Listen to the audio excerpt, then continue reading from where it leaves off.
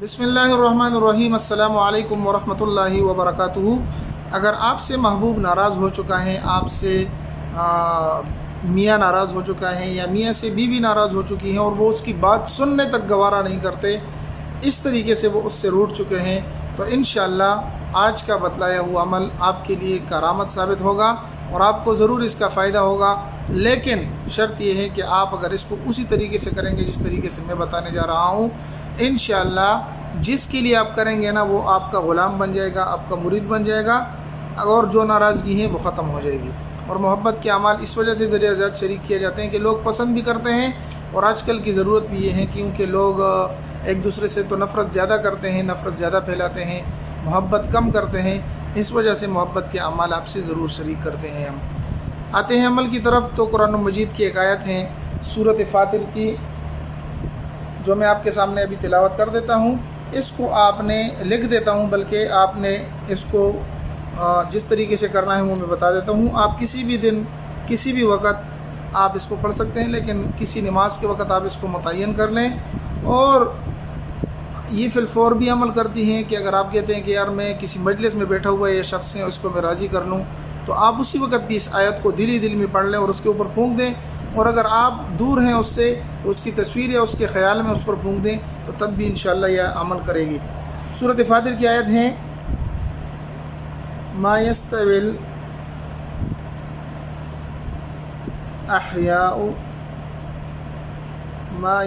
الأحياء ولا الأموات،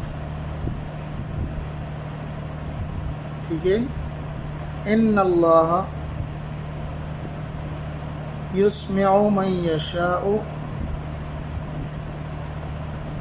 ان اللہ يسمع من يشاء وما انت بمسمع